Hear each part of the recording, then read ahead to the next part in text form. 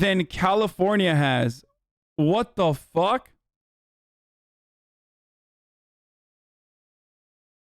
Oh, because old people. That's true. We got lots of olds.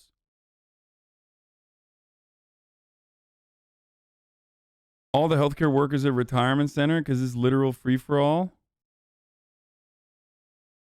Here, we'll read this. We'll read this. This is Taylor's new article on Andrew, friend of the show. Andrew getting covered by friend of the show Taylor on the New York Times. Let's take a look at this.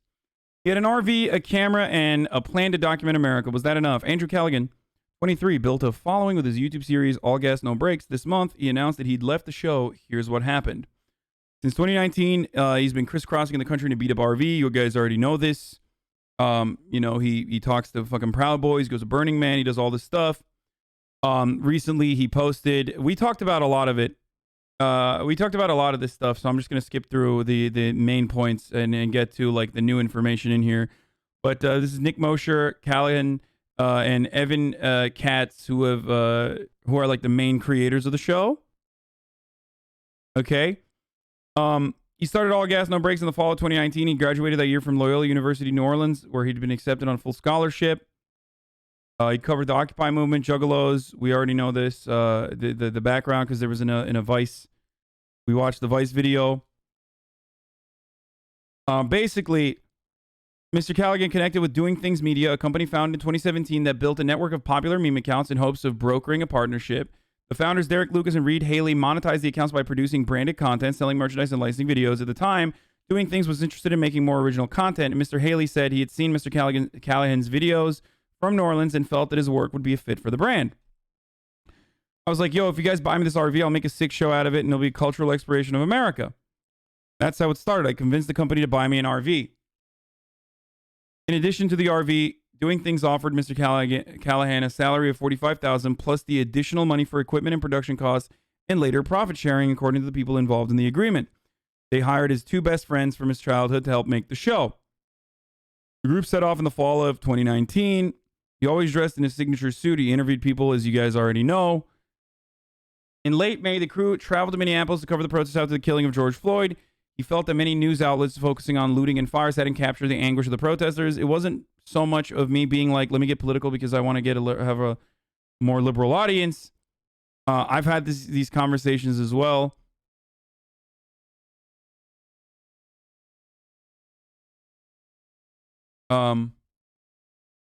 With Andrew on in that podcast that we did when I went on his podcast. But basically what ends up happening is he has Mr. Haley wants Callahan to focus on the party content rather than the news. And Reed from Doing Things Media was constantly pressuring them to do the show less political. If you remember, Doing Things Media did a political campaign where they worked with Michael Bloomberg. Just remember that.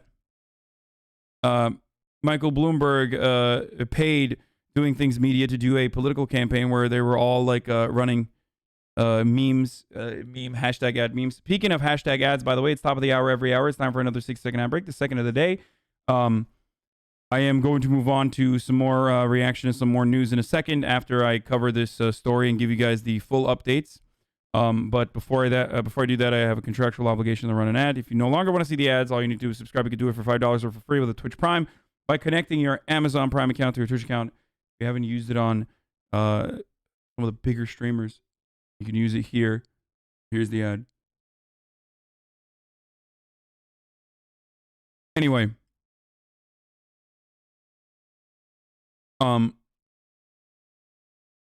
It wasn't so much of me being like, let's get political.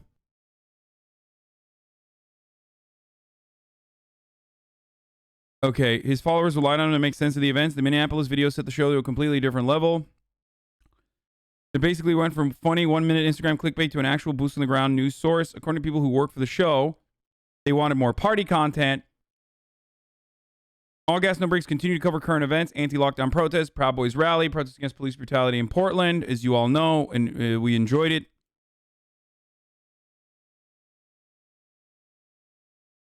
And And then in partnership with Doing Things, they entered a development deal with Absolutely Productions, helmed by comedians Tim Heidecker and Eric Warheim, to turn the show into a long-form project. Luckily, from what I understand, because Heidecker loves Andrew, they are still continuing on that project. Like, that project is still ongoing, and it's not going to it's not ended. When shooting for that project began in October, Callahan was still expected to produce content for Instagram and YouTube on the side, according to several people who worked on the show. Andrew wanted to prioritize things he cared about and was inspired by the conditions of the pandemic, the end of the election cycle, rather than just crank out content for the purpose of being monetized by Doing Things Media. Mr. Callahan and his two best friends were parking the RV in Walmart lots and showering only when they could. They were truly a three-person team making everything. They started a Patreon. 20% of the profits from the show and another 20% was split amongst the members of the show. Doing Things received 60%. Holy shit. What the fuck? Jesus fucking Christ, dude. That is an insanely fucked up, more than fair. Oh, yes, exactly. More than fair, you see? Well, they did fund the entire thing, so it makes sense, kind of. Bitch, what do you mean they funded the entire thing?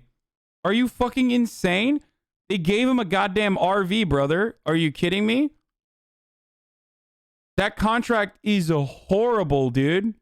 That contract is a fucking meme in and of itself. The only funny original meme that the Doing Things Media ever created was that fucking memetics of a contract.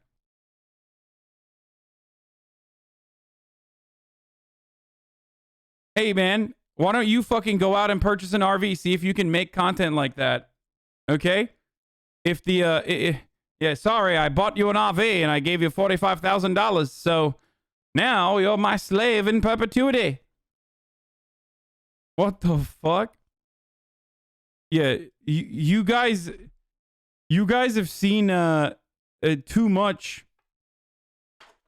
Pawn Stars, I think. You know, best I can do for you is 40% of the income you generate.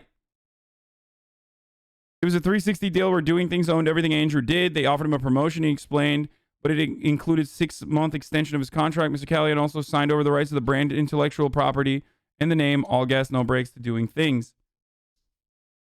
Yeah, the 360 deal is literally the blueprint for the music industry, by the way. As Turban Inc. points out, the 360 deal is exactly why the music industry is incredibly predatory, and that is how they operate as well.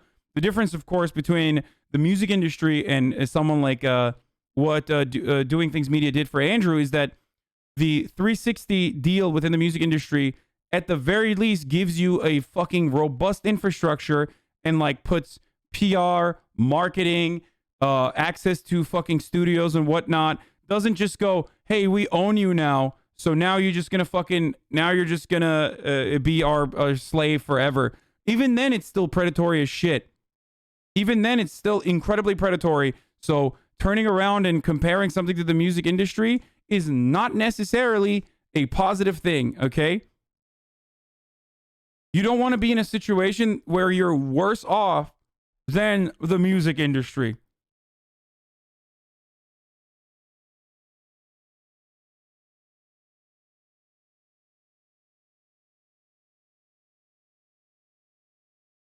By the way, that guy shot the people in the grocery store wasn't white. He was actually Muslim. Do more research, shaking my head. What?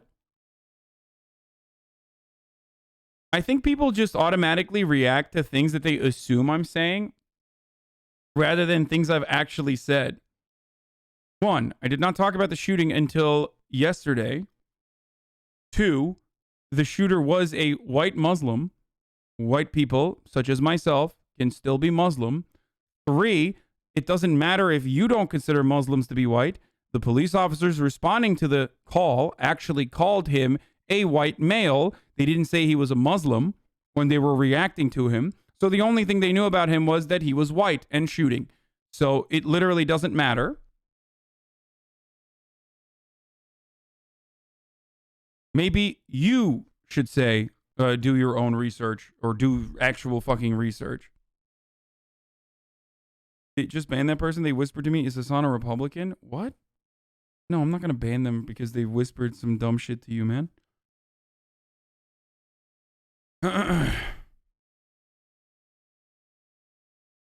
Islam does have a racialized component to it, but there are still white Muslims, and this person was one of them.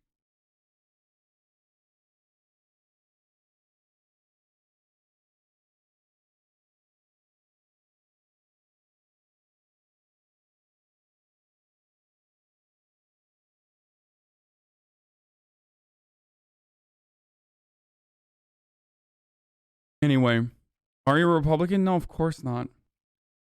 I mean, I'm stupid, but not like conservative levels of stupidity. You know what I mean? I'm a himbo.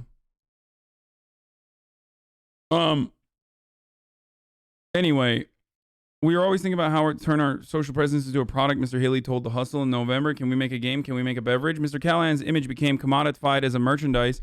I remember being in my house and seeing my best friend's face on air fresheners, Hawaiian shirts, and IPA beer cans, said Mr. Khan.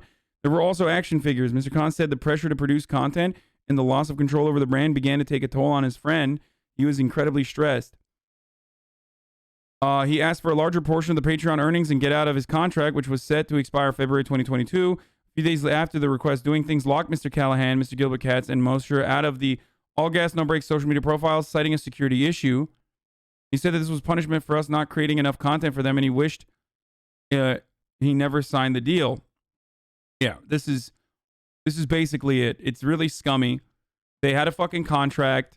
The contract was like a 360 fucking deal with like very limited production help.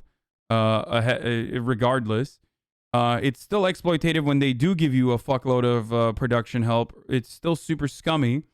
360 deals only exist in hip hop and are still rare. Record labels now just buy the rights on a per song / album basis, but then shaft you with like 10% of profit royalty earning after advance, which literally means they invest into your song. They can just lie. Yeah. So, the same way you do your editors, dude. Why do SJWs like you turn everything to race? Do you not realize you're the most racist person on Twitch? I do. I am the most racist person on Twitch. The same way you do your editors. Bitch, not only are my editors incredibly fucking well paid, like my personal editors, there's editors that literally don't work for me that freely use the intellectual property that I create to make a decent amount of money for themselves completely on their own. Motherfucker, editors pay me. Like, Daily Dose of Hasanabi will just routinely fucking send gift subs and send in playlist reacts.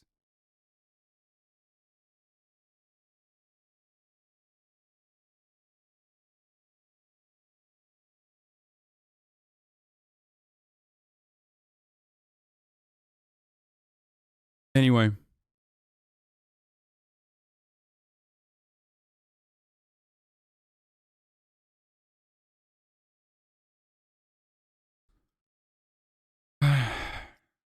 Paying you to do the work? Yeah, exactly.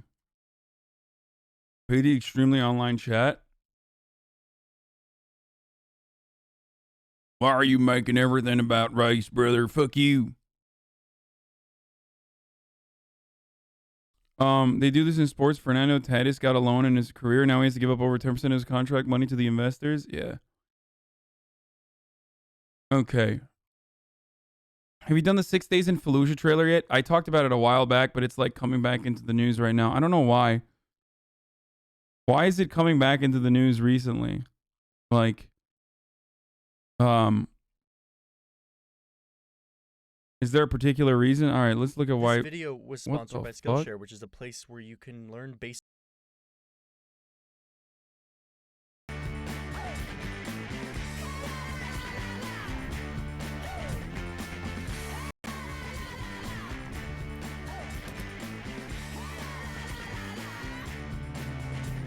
But wait, yes, this is Russia, but Russia is also this, and this, and this. This one country encompasses over 100 languages, spread across 11 time zones. I mean, the place is freaking huge. Countries aren't really supposed to be this big. So how did this happen? How did Russia become so damn big?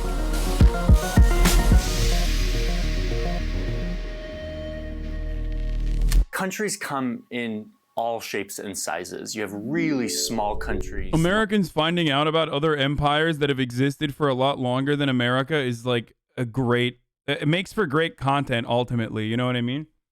Next up, how long has China been around really?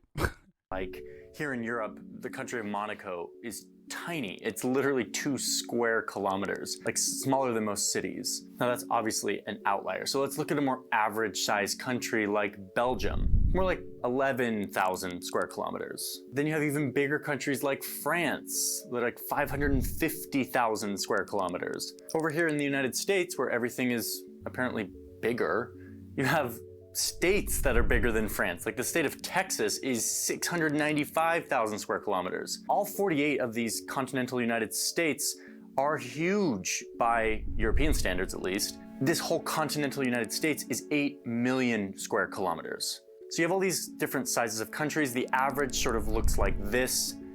And then you have the second largest country on Earth, which is Canada. Huge. But now take a look at the size of the largest country on Earth. Russia is huge. It is more than double the size of the continental United States. 17 million square kilometers. Makes up 1/8 of the total habitable area on Earth. And it's almost double the next biggest country on this list. I mean, it's mind-blowing. Russia is a part of Europe. It also shares a beach line with Turkey, but then you go all the way over here and it has an extensive border with China and North Korea.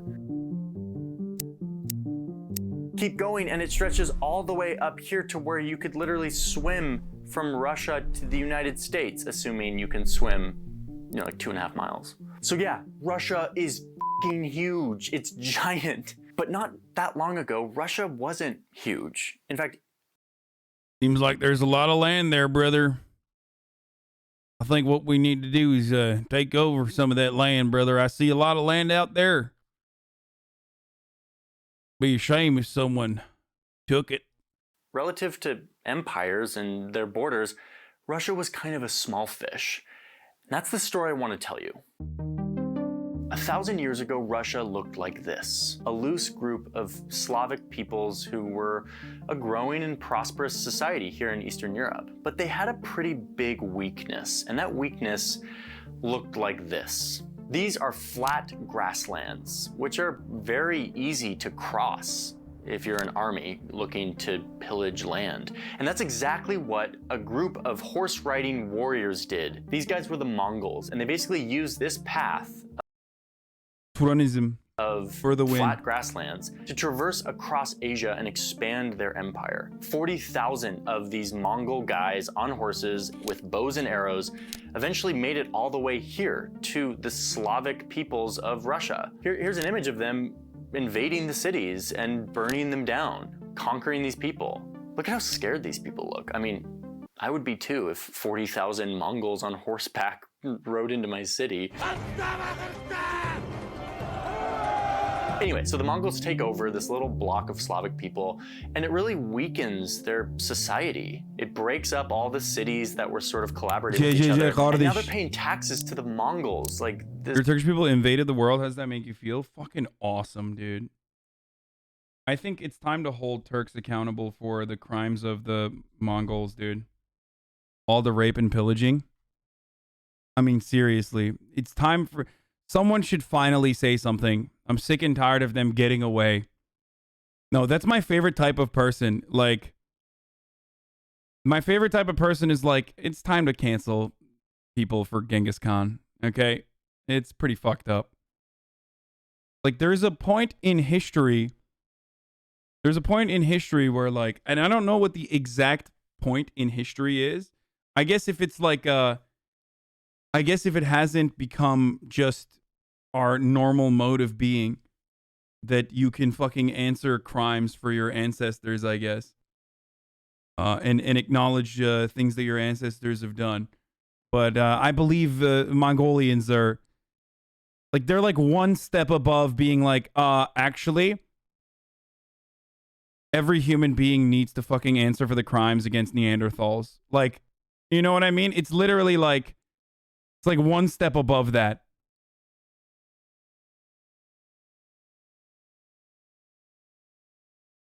This empire that was from super far away, like on the other side of the world. But there was one city in this area that was particularly ready to fight back. They were quietly getting more powerful. This city was called Muscovy, or Moscow eventually, and it became the regional epicenter for trading fur, which is a thing that was becoming all the rage in Europe. Moscow was also learning how to use gunpowder and guns and technology from Europe, and before long, they were able to punch back against the Mongols, whose big-ass empire was getting really big and hard to maintain, and it was sort of starting to crack, and Moscow was there to take advantage. Well, it's partially because these motherfuckers were just nomadic as shit and literally did not, it did not really, from what I understand, and maybe I'm wrong, history nerds are going to get mad at me, but did not care about nation building at all, and literally were just like, nah, I want to suckle on horse titties and, you know, drink fucking horse milk and pillage. Of this. I mean, let's be honest. There's only so long you can keep an empire that looks like this together. Way too big. I mean, this is the biggest land empire in history, but it didn't last long, even though they had these badass warriors on horseback. Anyway, so yeah, Moscow started punching back. They had fur money and they had gunpowder, and they were having success pushing the Mongols out and moving east. One thing's for sure, said Moscow, which was soon becoming the Russian Empire, we're not gonna let anyone sneak up on us again like the Mongols did. And everyone over here sort of chuckled in European and said, don't you realize that the only way to keep people out is to have like mountains and water to protect you? And the Russians were like, oh yeah, you mean like these? And the Europeans were like, nice. So Moscow, which was just a city but is now becoming the Russian Empire, starts expanding towards these mountains, and soon they have like a nice empire-sized set of borders. Some mountains for protection, they have an economy of fur, they have technology and commerce, they're getting rich. Things are looking good for Russia. But wait a minute, can we overlay that green layer on the map that shows the superhighway of grasslands that the Mongols used to invade? Yeah, that one. That one. Ugh, look, there's a flaw in the plan. Nice try, Russia, but you see that this natural border, which is great, has a huge gap of flat grasslands that people can easily pass directly on their way to Moscow. So it's the middle of the 1500s. Moscow has beat back the Mongols, is expanding east. They're doing their fur thing. When you're heavily relying on your natural barriers for protection, but then there's just a step right there, dude. No. Find kind of Moscow should just build a wall, brother. What the fuck? a natural border, but it doesn't build a really goddamn wall, brother. So they're still looking for a natural border or water or something to buffer their country to the east. And then this terrible guy comes into power. His name was literally Ivan the Terrible. And he had some pretty big ambitions for expanding Russia. He's like, dude, we don't need to stop at these mountains. Let's see how far we can push this thing east, way past the mountains. What he finds on the other side of these mountains is a very sparsely populated land of ice called Siberia. There wasn't a lot of people here, and the people that were there weren't super resistant to this Russian takeover. The main thing that the Russians had to fight against was the cold. But with cold comes furry animals who have thick coats of fur, which again was incredibly valuable in European markets. And that helped fuel this race to just keep going east.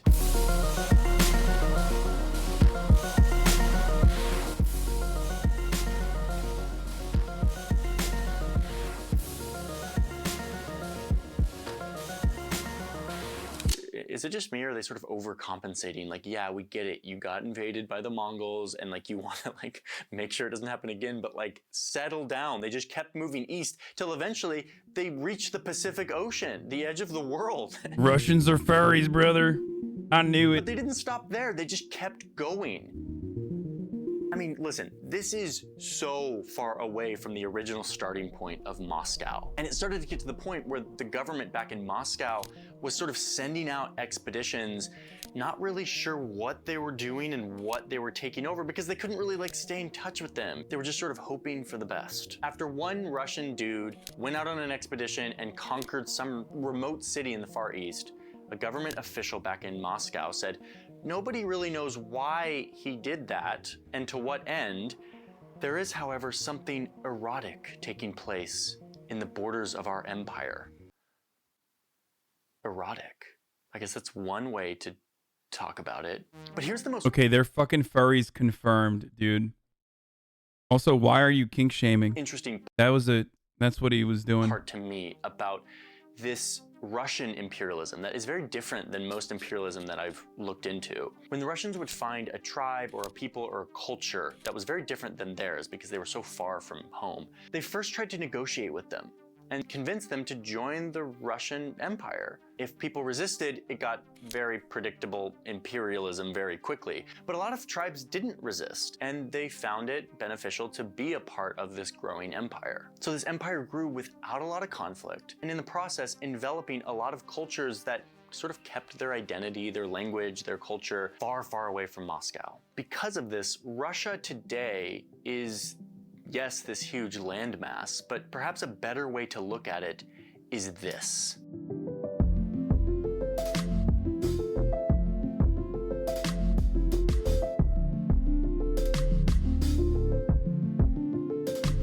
Guys, he didn't say there was no Russia slaughters. Today is divided into 85 territories. 22 of these territories are actually called republics. They have their own official language, their own legislature, and basically are totally independent from Russia, except for in international affairs. It's like 22 countries within a country, all with their own unique style. So yeah, while Russia is this, there's also other versions of Russia, and I want to show you some of those. Stop one, let's look at the Republic of Sakha. It's located way in the east, and it's huge, 3.1 million square kilometers, massive. This place is in a time zone 6 hours ahead of Moscow. The people here don't look like Putin at all. Their ancestors are not from the original Moscow, Russia area, and they speak their own Northern Siberian Turkic language as well. The capital of this Russian Republic is way up here. It's called Yakutsk. It's the coldest large city on Earth with an average temperature of -8 degrees centigrade.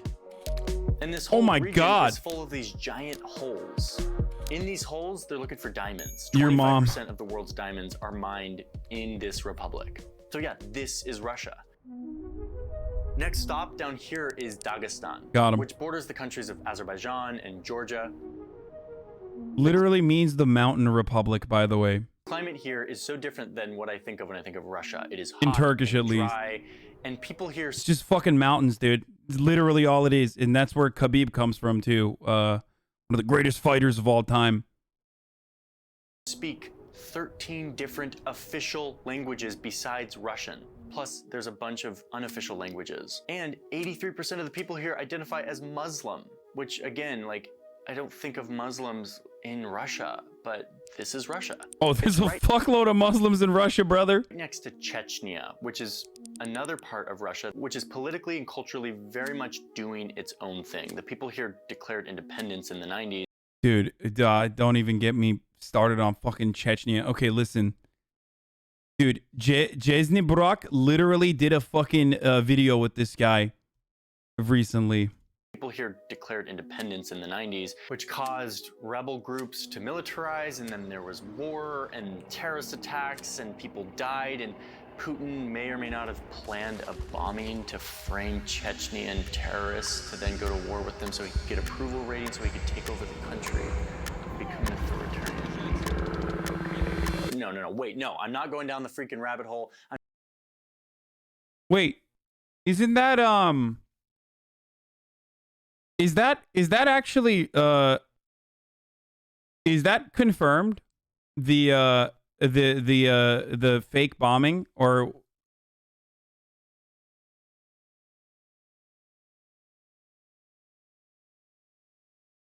It is. No, I know that that's part of how Putin got into power, but that being a self-report, or rather, that being a like FSB or KGB bombing that was attributed to the Chechens is not confirmed, right? Is like that being a false flag is not beyond the pale. It's not surprising if it is, especially because of how suspicious the story is overall. But I remember, what was the book about it? Like, the book is laden with a bunch of other conspiracies from an ex, like, a lot of ex KGB agents say that it was staged and attributed to the Chechens, specifically to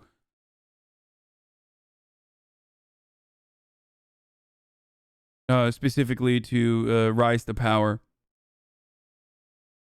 American white liberal learning about the rest of the world, sounding like a cute puppy while doing is the best content.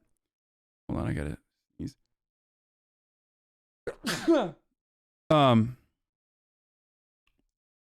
But it's kind of like fucking JFK assassination, 9/11. There's a lot of fucking situations that are we'll just never know the truth behind. You know what I mean? Like the full truth.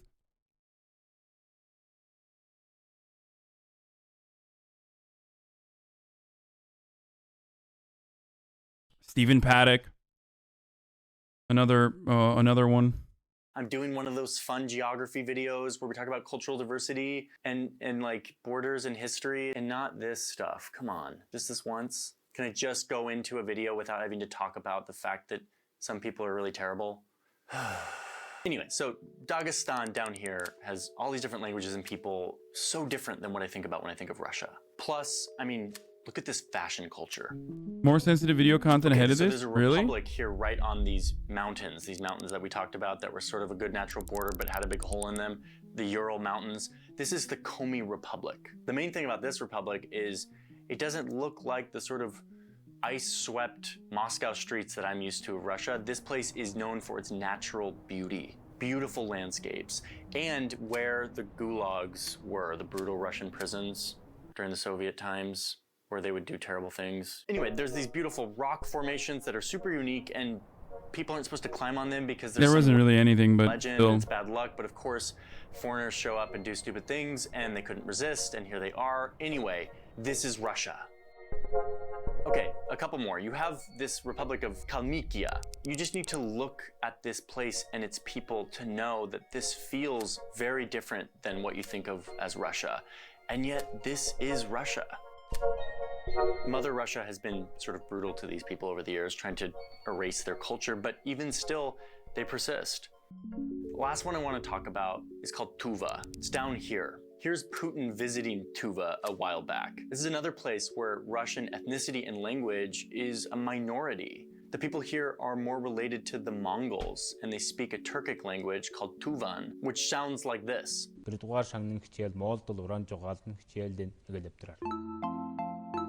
So yeah, the upshot here is that this is Russia, but so is this, and this, and this, and this. This dude should just say not Slavic instead of not what you think is Russian. Yeah, I mean, those guys are technically under that umbrella, but they're Turkic Russians versus... searching for a... But by the way, this is why, in some respects, this is precisely why, because of the Ottoman Empire, it's very difficult to pinpoint like racialized issues within Turkish borders as well. Like, if you look at someone like my cousin, who might be in the chat right now, he has, what is the proper way to say it? Like, foamid eyelids or whatever? Like, slanted. His eyes are, like, I have members in my family that I think are, monolid. Like, he has, more monolid eyelids. Like, but directly, like, he's a first cousin of mine, right? Epicanthal folds? Yeah, okay. That's what I mean. I don't fucking know. Anyway, listen. My eyes are relatively slanted, but it's not like, but I look way more white than I do, Asian. You know what I mean? So even within like a family, like immediate familial ties, you will always have like significant racial differences, right? And that is because the Turkish Empire is full of Turkic people, and Turkic people can look anywhere from like the Yakut people that you just saw, all the way to like very white passing Slavs as a consequence of the Ottoman Empire's conquests in Eastern Europe. Like there's so many different there's so many different races that have Arabic looking people as well, Kurds, which is why it's hard to comprehend like racial components, racial issues. Tuvan, which sounds like this. Tatars. So yeah, the upshot here is that this is Russia, but so is this, and this, and this, and this. Russia got really big as they were searching for a border and for fur, and they just kept expanding their empire, enveloping all of the people and cultures that came with it. Okay, let me just be clear about something. Russia is giant. This video is not 15 hours long, and so I was able to give a very brief overview of the history. The history is so much more mind-bendingly complicated. It's like Game of Thrones on steroids. Not to mention, today's Russia is also so much more diverse, like a mosaic of cultures and languages that I was able to give a little overview for. But I know that a lot of you watching are thinking, why isn't he mentioning fill in the blank? I want to hear from you, like what are the parts of Russia that you know about that I didn't mention here, that are the most interesting or the most surprising, that are more different from the Russia that we sort of think of? Let me know in the comments. I got fascinated with Russia as we did the Navalny video a while back, and I'm now becoming deeper and deeper into this place and where it came from and what it looks like today. Oh, here we I've go. never visited, and I want to, so maybe I can't though because I did that Navalny video and they'll be angry at me if I go there. Anyway, hadn't thought about that.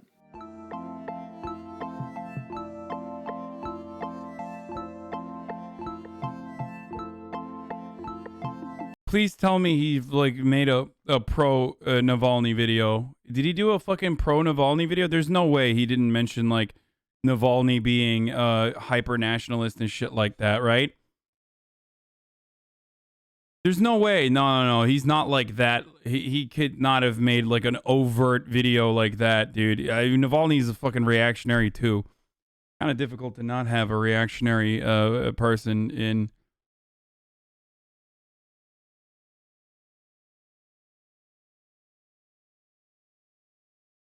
He did mention it? Yeah, exactly. No. He wouldn't do that. Like there's no way he would have done like a fucking pro Navalny video. There's just no way that he would do it. No, I didn't watch it. I did not. I purposely didn't watch it. Is Putin not a reactionary? He's a gigantic. He is the reactionary motherfucker. What do you mean? Putin is the main reactionary, but his main opposition is also very fucking reactionary personally. Okay, before you go, I want to tell you how you can sign up for Skill. Okay.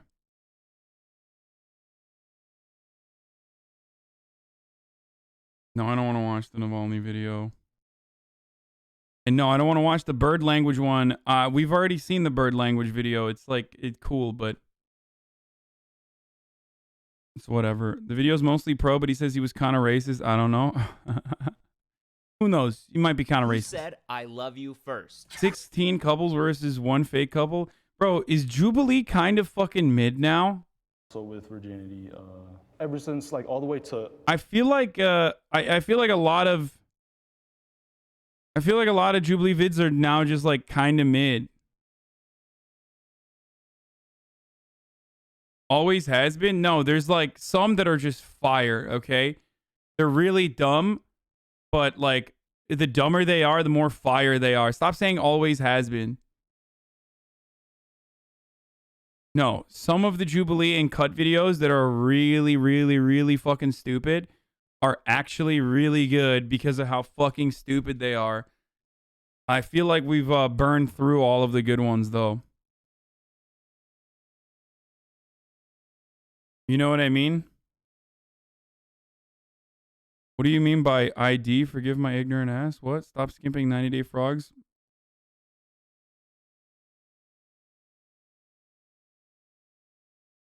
From spy to president Vladimir Putin's no. Wait, is there a micro penises one?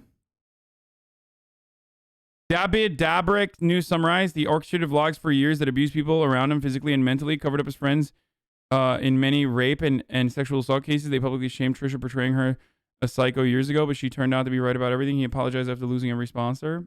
Okay. Is that the David Dobrik situation?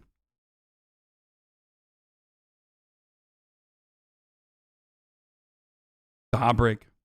Our vids reacting to their vaccine vid got more views than theirs. Wait, really? Holy shit. Should everyone get the COVID-19 vaccine? Has 165,000 views. My video reacting to their should everyone get the vaccine got 192,000? What the fuck?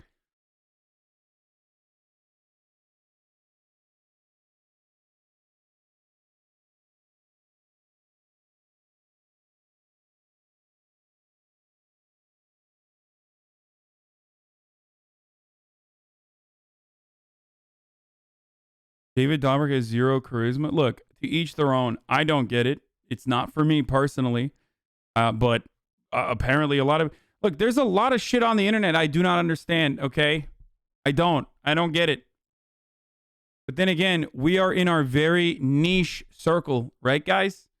So that's part of the reason I feel like that we that enjoy this kind of content don't understand the other kind of content that people are engaging in and enjoying. Korean streamer Lobster comes back to life while preparing it for cooking. Shut the fuck up. 랍스터 손질되는 데서 드세요. 신작권 때문에 영도 못 보내니 나중 이거 혼자 보세요. What?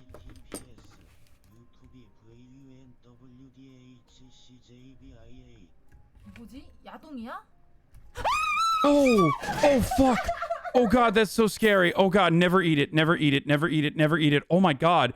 Oh my god. Oh my god. Oh my god. Oh my god. Oh my god. Oh my god. This shit fucking moved, dude. Okay. Woo! Those things are fucking aliens, bro. I swear to god. I swear to god those things are fucking aliens, dude. Oh god. Oh god. It hit a nerve, right? It like literally hit a nerve, and that's why. Oh, I would be in a worse situation. Oh god, don't eat lobsters. Oh, rain god's answer X's prayers.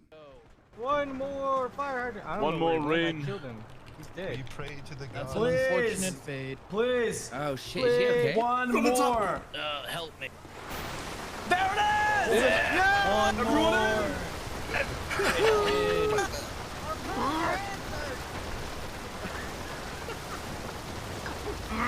The water of man is too strong. One more.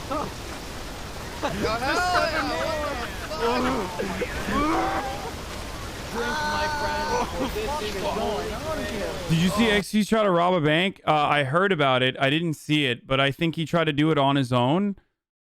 And he was unable to do, right? Unable to do so. He had like 150,000 people watching him trying to rob a bank.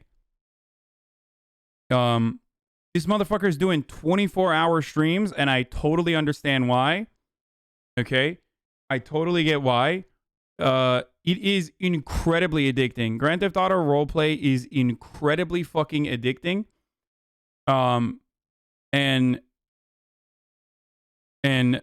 basically, like, it totally, with all of the new unlocks and with all the new meta coming in, it's literally impossible not to play. If it was up to me, listen, I'll be honest with you guys. If I was doing, like, if I had my regular, like, consistent 20K, or mostly Ludwig's fault. Wait, what? Why the fuck is it Ludwig's fault? If I had a consistent 20,000 people watching me play role play throughout the entire day, it would probably kill me. Like, a part of the reason why I don't do it is because I don't think my audience likes it as much. But I would literally do 24-hour streams nonstop if I had, like, my regular amount of viewers consistently throughout it. I would probably be playing I would probably be doing it for 24 fucking hours. Only 10K instead of 20K baby rage? No, it's just like you have to realize that you know, I am still an entertainer and I have obligations to my audience.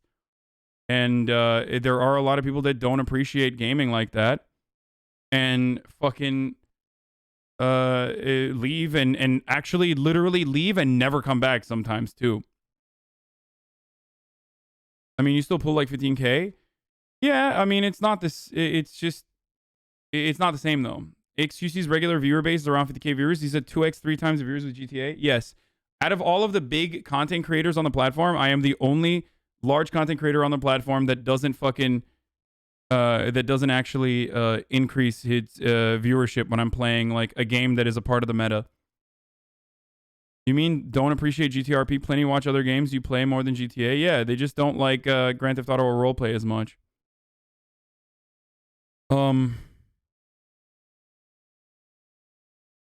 I just click off since I find GTRP boring, but I always come back. 9 out of 10 content, in my opinion.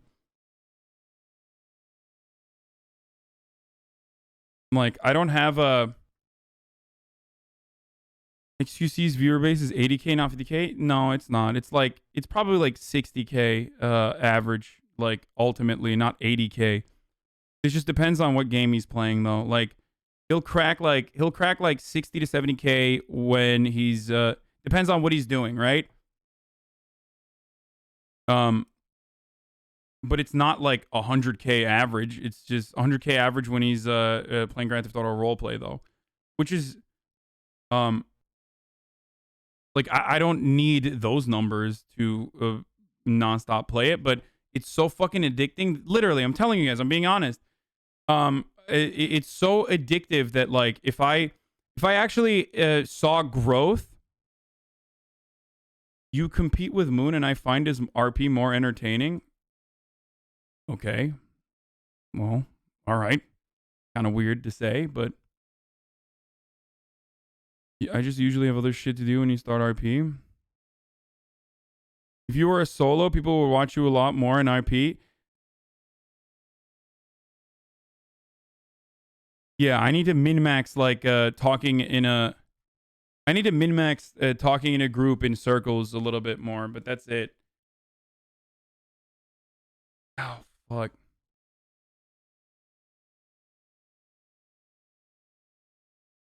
If you saw growth, you would literally die playing RP. Yeah, because think about it this way, right? I take a hit every time I do roleplay, and I still do it for hours and hours and hours. If I also grew on top of that, if I also personally experienced growth on top of that, like if more people were tuning in to watch me play roleplay, for example, than like watch me talk about politics, if I went from 20K while I'm talking about politics to like 40K while I'm doing roleplay, I would die. Because it would be, you know. What game have you had that you played the highest view count? Zelda? Probably Zelda.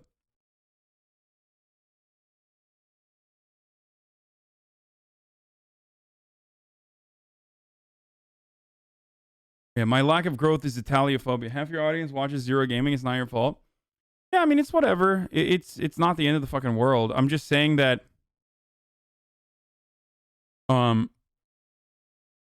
it's just... I'm telling you guys, like, if I think it's the most entertaining stuff I've done. I enjoy it a lot. I'm, like, deeply addicted to it, and you guys know that already.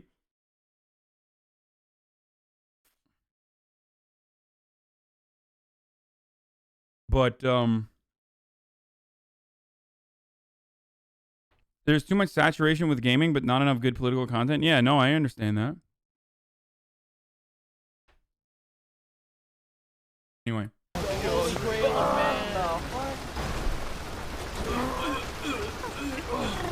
Thanks for your fucking butthead.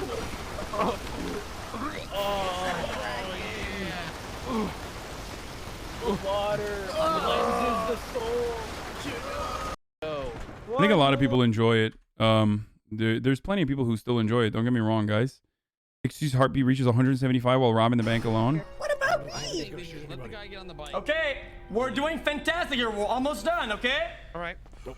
So, Ron, I'm about to you tell pass me, out. I'm about to fucking pass out. Is this guy dumb Okay. inside there, or is he stupid? What's going on here? This guy doesn't seem that smart. I think this was very quickly thrown together without a lot of planning, potentially. Good job, Ron. You're doing great. Yep.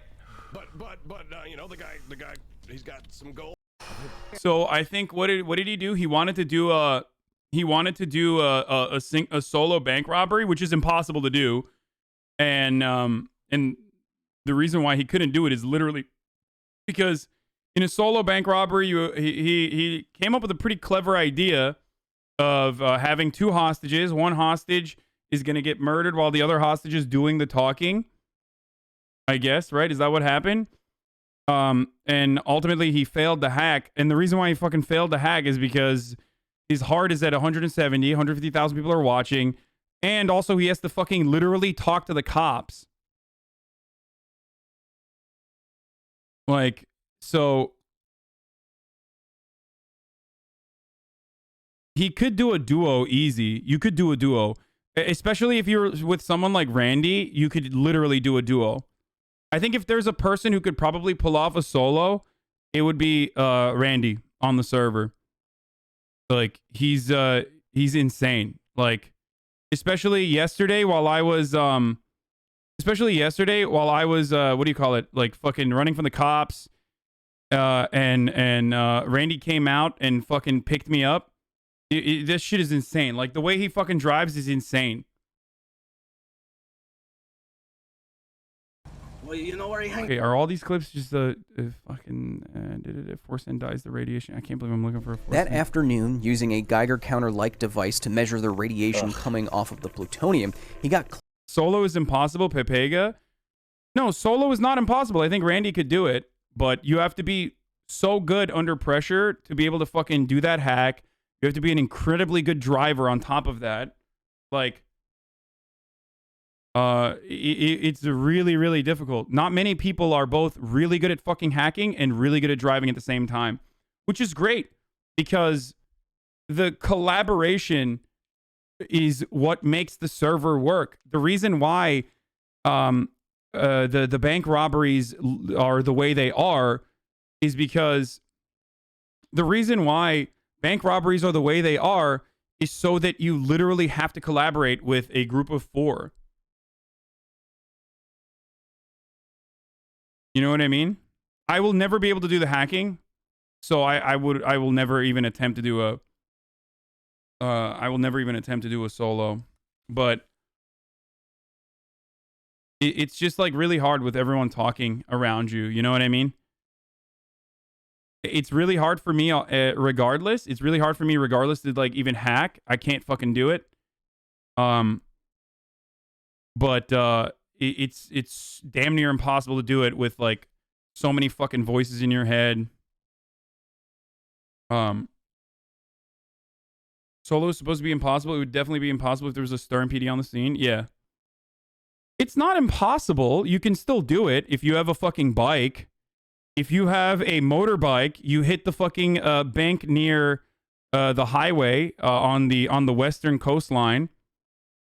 And you literally fucking immediately jump on a dirt bike and fucking hit the mountains.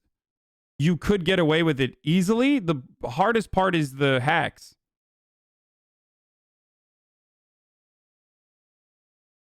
Not getting away, especially if there's even if there's a helicopter, you can still get away, but hardest part is the hack. Close enough to criticality that he decided to end the experiment. Now, this result should have been worth just a few graphite streaks in a notebook and maybe a beer at the local bar with the other physicists. But Doglian was curious. Later that night, he returned alone to his assembly for another test. Radiation. Like the test, that...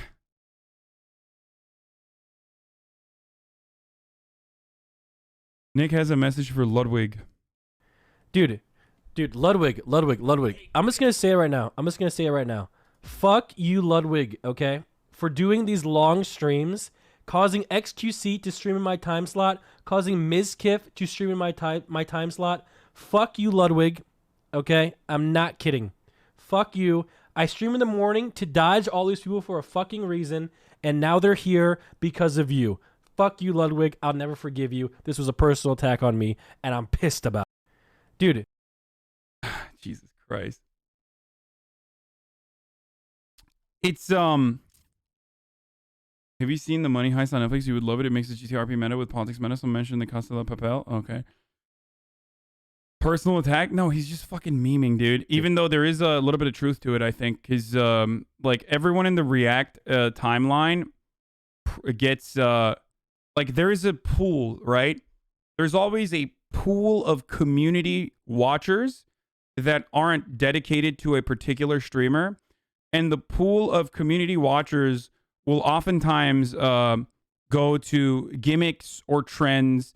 For politics, it was the politics meta. You know what I mean? Like when it was the election cycle, I was the person that that pool of people were going into and watching. But beyond that, it's like beyond that, it's just you have your dedicated audience members. I have a dedicated audience member. I have a dedicated like 20 to 30,000 people that watch me do reacts and politics and stuff like that. And then another 15 for gaming, right? I'm not an average I'm not a 50K average Andy. Do you see what I'm saying? Like where I have, like XQC has a dedicated audience of at least 50 to 60,000 watchers who will always watch him no matter what the fuck he's doing. You guys are a part of that dedicated audience. But beyond that, I think streamers are aware of this. I personally knew that this like time slot thing is like a real thing, but I just never cared about it, and I was just like, fuck that. I'm just gonna do what I want to do when I want to do it, and that's why a lot of people. That's why a lot of people will go and do like late night streams and stuff like that. Do you see what I'm saying?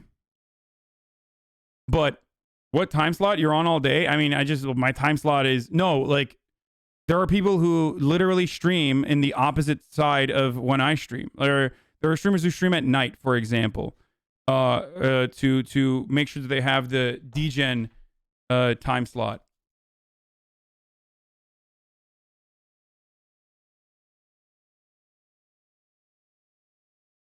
I'm living proof. The second X is live, I'm out of here unless you're talking about some important shit in the news.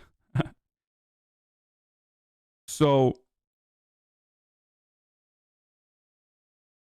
like, when you do something gimmicky or when you're doing something meta, which Ludwig like very cleverly tapped into, right? Like he created that meta basically, single-handedly. He's going to tap into that audience. And when you're at the top of the leaderboard, you keep growing. Like when you're at the top of any, like if you're at the top of just chatting, you're going to get an additional boost on top of that. Do you see what I'm saying? Oh, fuck. You lose a lot of European viewers around GTRP because it's usually midnight when you start. I know. I don't have like a dedicated gaming watchers. That's what it is. I swear Ludwig is the smartest businessman on Twitch. I've said this before. I've said this many times.